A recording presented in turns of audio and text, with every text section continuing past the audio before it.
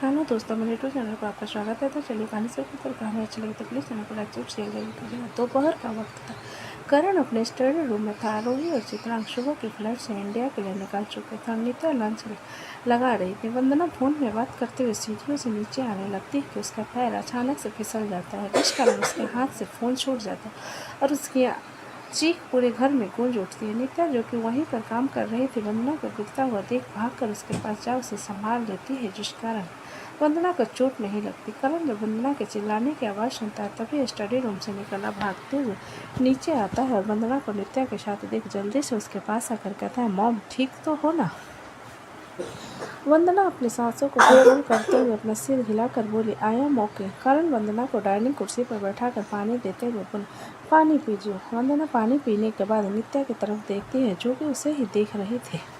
वंदना 2 minute नित्या को देखने के बाद मुस्कुरा कर बोली, थैंक यू बेटा, मेरी जान बचाने के लिए, वरना पता नहीं कितने दिन मुझे हॉस्पिटल में रहना होता। नित्या वंदना की बात पर अपना सिर नहीं में हिलाकर बोली, इट्स ओके, आपकी जगह कोई और होता तो भी मैं यही करती। जिसे सुनकर वंदना करण की तरफ देख कर बोली, हमारी नई शिप है ना? करण वंदना की बात पर अपना सिर हिलाते बोला, हाँ नित्या, हमारी नई शिप। वंदना करण की बात पर नित्या की तरफ देखते बोले, तुम खाना काफ़ी अच्छा बनाती हो, बस किसी चीज़ की कमी है। वंदना की बात पर नित्या कंफ्यूज होते बोले, किस चीज़ की कमी है?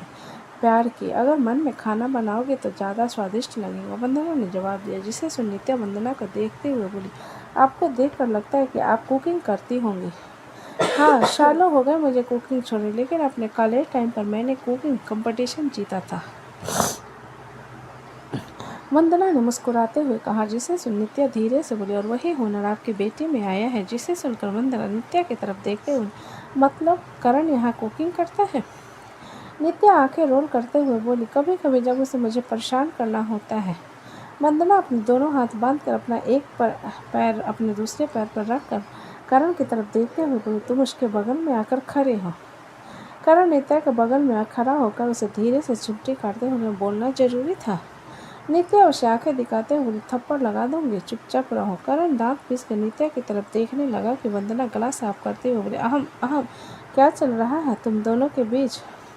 वंदना की बात सुन नित्या उसकी तरफ देखते हुए बोली, हमारे बीच कुछ नहीं चल रहा है। मैं अपने बेटे को बहुत अच्छे से जानती हूँ, कभी किसी को परेशान नहीं करता और हमेशा एक सीरियस आदमी बनकर रहता है, लेकिन तुम्हारे साथ बहुत नॉर्मल है, ऐसा क्यों? वंदना ने पूछा, जिसके जवाब में करण वंदना से बोला, मॉम मुझे ये शेप पसंद है। नित्या करण की बात सुनकर 2 कदम पीछे होकर बोले, सॉरी सर, लेकिन मैं शादीशुदा हूँ, आप इस तरीके से एक शादीशुदा लड़की के ऊपर कैसे नज़र डाल सकते हैं? जिसे सुनकर करण नित्या की आंखें दिखाते हुए बोला, बकवास कर रही हो? नित्या मासूम सा चेहरा बनाकर वंदना की तरफ देखते हुए बोली, मैम देखिए सर मुझे कैसे बात कर रहे हैं। वंदना नित्या की बात पर करण को घूरते हुए बोली, ये कैसी बकवास का हरकत कर रहे हो करण? वो कह रही है ना कि वो शादीशुदा है, तुम मुझे फोर्स क्यों कर रहे हैं? करण वंदना की बात सुनकर फ्रस्ट्रेट होते हुए बोला, मॉम ये मेरे साथ रिलेशनशिप में है, 1 महीना होने वाला है और अभी झूठ बोल रही है। वंदना नित्या की तरफ देखते हुए बोली, तुम मेरे बेटे को डेट कर रही हो? नित्या अपना सिर नहीं में हिलाते बोले, सर बेवजह के इल्ज़ाम मुझ पर लगा रहे हैं, मेरा पति इनसे भी ज़्यादा हैंडसम है, तो मैं इन्हें डेट कैसे क्यों करूँगी? करण इरिटेशन में वंदना की तरफ देखकर बोला, मॉम मैं ही इसका हस्बैंड हूँ, ये कोई सिर्फ नहीं है, वाइफ है मेरी। नित्या करण की पूरी बात सुन तिरछी मुस्कान के साथ वंदना की तरफ देख कर बोली, आपके बेटे ने खुद कह दिया कि मैं उसकी वाइफ हूँ? जिसने सुनकर वंदना कुर्सी से खड़ी हो करण के कान को पकड़ते हुए बोली, क्यों झूठ बोल रहे थे मुझसे? चित्रांग ने मुझे पहले ही बता दिया था कि तुमने शादी कर ली है और मेरी इतनी खूबसूरत इकलौती बहू को तुम सेफ बना रहे हो। करण वंदना के कान छुड़ाते हुए थोड़ी नाराज़गी से बोला, ये तो गलत है ना मॉम, आप मेरे ही दोस्त को मेरी जासूसी के लिए हमेशा लगा कर रखती हो और मेरे कान क्यों पकड़ रही हो? अपनी बहू के कान पकड़ो ना। वंदना करण के इग्नोर कर नित्या की नज़र उतारते हुए बोली, तुम बहुत सुंदर हो, मुझे लगा नहीं था कि मेरे इस खड़ूस और बेवकूफ़ से बेटे को इतनी सुंदर बीवी मिलेगी। वंदना की बात पर करण मुंह बनाकर उन दोनों की तरफ देखने लगा। वहीं नित्या वंदना की बात सुन हैरानी से उसकी तरफ देखते हुए, आपको कोई एतराज़ नहीं है? ऐतराज़ किस बात से ऐतराज़? वंदना ने कन्फ्यूजन में कहा। जिसे सुनकर नित्या करण की तरफ इशारा करते हुए बोली, उन्होंने आपके बिना बताए मुझसे शादी कर ली। जिसे सुनकर वंदना हंसते हुए, हाँ हाँ हाँ, मुझे तो इस बात की खुशी है कि हाँ कम से कम इसने शादी की तो सही, वरना मुझे लगा था जिंदगी भर कुंवारा रहेगा। नित्या वंदना की बात पर राहत की सांस लेते हुए, मुझे लगा आप गुस्सा करोगे। वंदना अपना सिर नहीं में हिलाते हुए, मैं क्यों गुस्सा करूंगी, मैं तो बहुत खुश हूँ कि अब मुझे एक बहू मिल गई है जिसके ऊपर मैं राज चलाऊंगी। वैसे तुमने अपना पूरा नाम नहीं बताया। नित्या के कुछ कहने से पहले करण वंदना से बोला, नित्या इंद्र मित्तल। उसे नाम को सुनकर वंदना के चेहरे की खुशी गायब हो गई और वो करण को देखते हुए बोली, क्या नाम लिया तुमने? करण अपना सिर हिलाकर नित्या की तरफ इशारा करते हुए बोला, नित्या इंद्र मित्तल। इंद्र मित्तल की बेटी है ये। जिसे सुनकर वंदना अपने चेहरे के एक्सप्रेशंस को नॉर्मल करते हुए नित्या से बोली, लंच तैयार हो गया? नित्या अपना सिर हिलाते हुए बोली, जी हाँ। वंदना करण की तरफ देख कर बोली, लंच के बाद बात करेंगे, तुम जाकर फ्रेश हो जाओ, तब तक मैं नित्या के खाना लगाने में मदद करती हूँ। करण वंदना की बात पर अपना सिर हिला कमरे की तरफ चला जाता है और वंदना नित्या के साथ किचन की तरफ आ जाती है। Germany Swedish Lapland. प्रकृति की नींद खुली तो पलटने को हुई थी कि उसे अपने कमर पर किसी का भारी हाथ महसूस हुआ।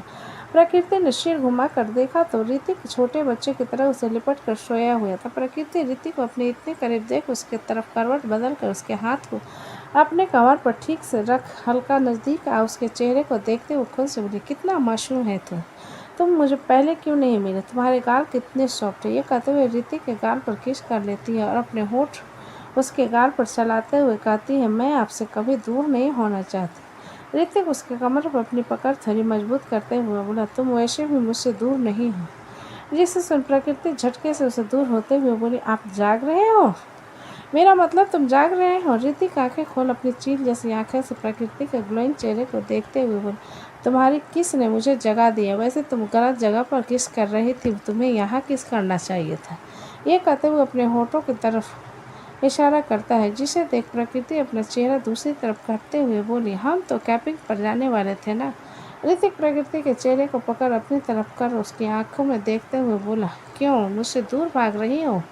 मैं दूर नहीं भाग रही, मुझे बस तुम्हें मुझसे दूर रखना है। प्रकृति ने ऋतिक के हाथ को अपने चेहरे से हटाते हुए कहा, जिसे सुनकर ऋतिक अपनी आंखें छोटी करके बोला, क्यों खुद मेरे नज़दीक आ सकती हो, लेकिन अगर मैं आने लगूं तो तुझ मुझे दूर कर दोगी, ऐसा क्यों?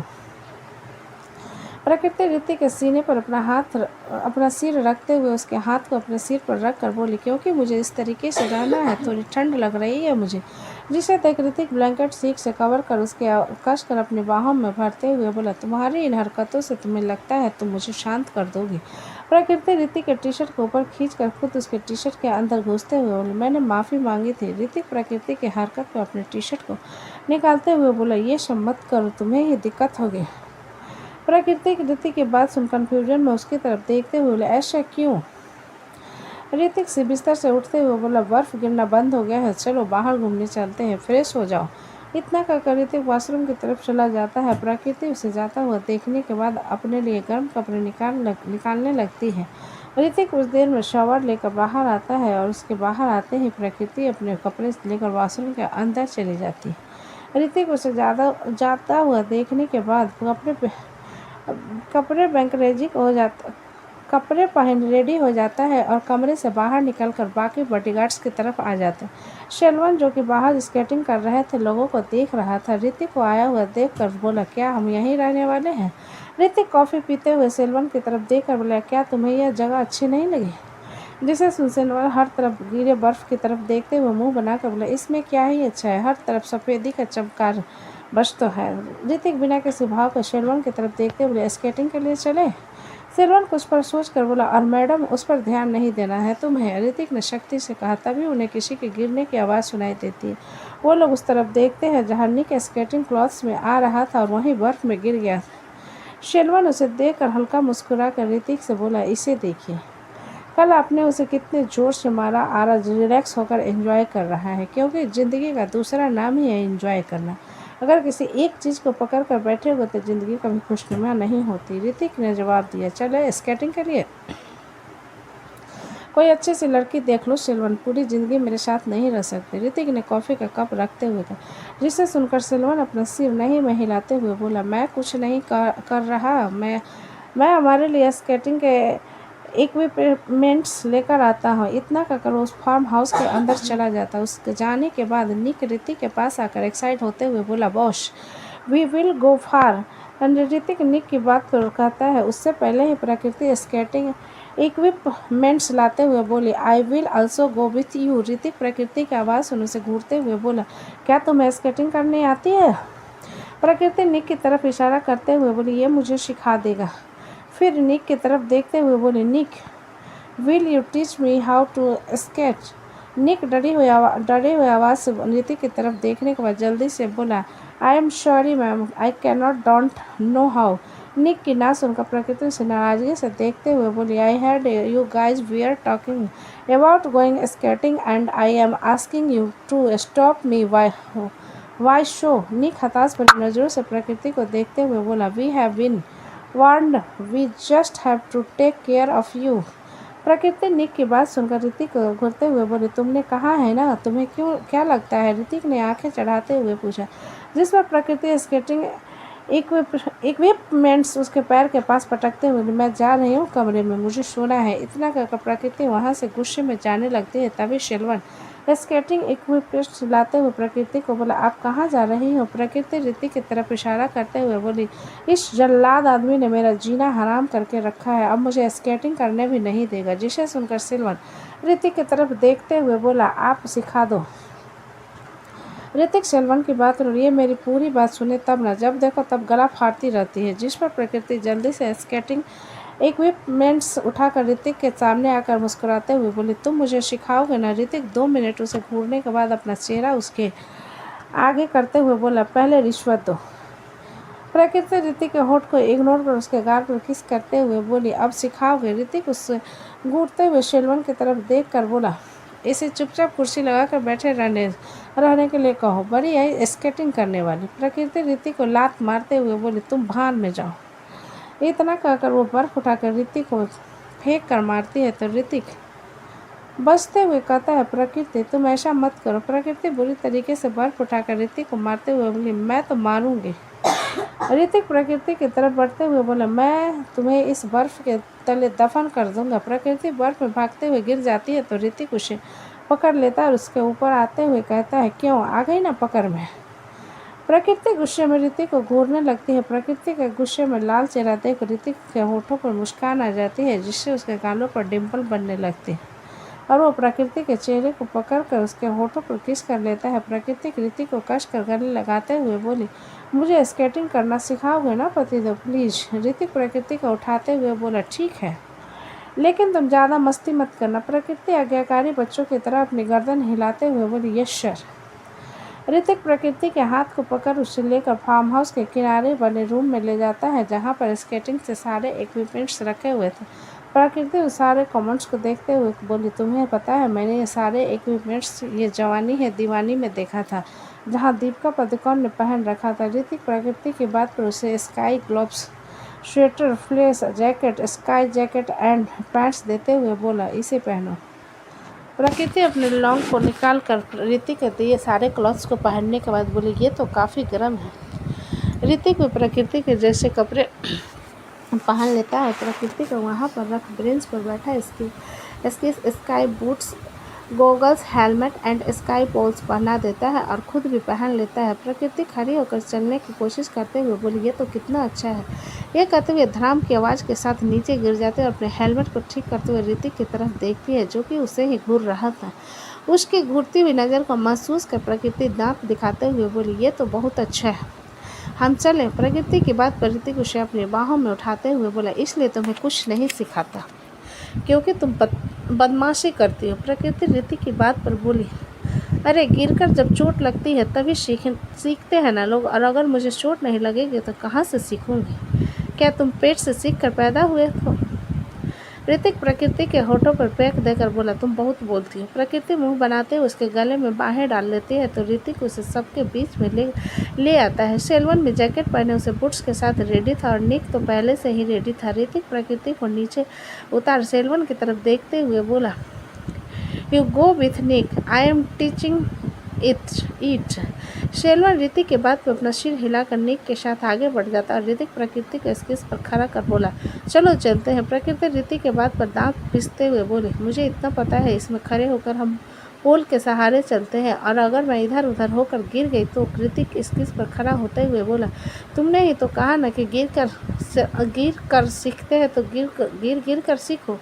प्रकृति मुंह बनाते हुए उसकी तरफ देख कर बोली, मुझे नहीं आता, प्लीज़ मुझे सिखा दो। ऋतिक हल्का सा मुस्कुराकर उसे सिखाने लगता है। प्रकृति कुछ देर बाद अकेले स्केटिंग करते हुए ऋतिक से बोली, रेस करे। ऋतिक आंखें छोटी करके बोला, बैलेंस बिगड़ा ना तो बर्फ के अंदर जाओगी, बड़ी आई रेस करने वाले। प्रकृति ऋतिक की बात पर जिद करते हुए बोली, प्लीज़ ना, हम थोड़ा सा आगे जाएंगे, मैं और ज़्यादा जिद नहीं करूँगी। अगर मुझे लगेगा कि मैं नहीं कर पाऊँगी तो हम वापस आ जाएंगे, प्लीज़ मेरे प्यारे पतिदेव। ये कहते हुए प्रकृति मासूम सा चेहरा बना लेती, जिसे देखकर ऋतिक गहरी सांस भरते हुए बोला, अगर तुम्हें प्रॉब्लम हुई और मुझे नहीं बताया तो बर्फ में सच में दफना दूंगा तुम्हें। प्रकृति मुंह बनाते अपना सिर हिला देती है तो ऋतिक उसे थोड़े ज़्यादा बर्फीले जगह की तरफ ले आता है और दोनों साथ में रेस करने लगते हैं। ऋतिक आगे था लेकिन उसका ध्यान प्रकृति पर था। कुछ आगे पहुंचने के बाद ऋतिक देखता है प्रकृति पीछे नहीं थी। ये देख ऋतिक रुक कर स्किस को छोड़कर बर्फ में आगे आते हुए बोला, प्रकृति। तो दोस्तों, कहानी कैसी लगी मुझे कमेंट में अच्छी लगे तो प्लीज़ चैनल को लाइक करें, सब्सक्राइब करें और ज़्यादा से ज़्यादा शेयर करें। कहानी को पूरा सुनने के लिए धन्यवाद।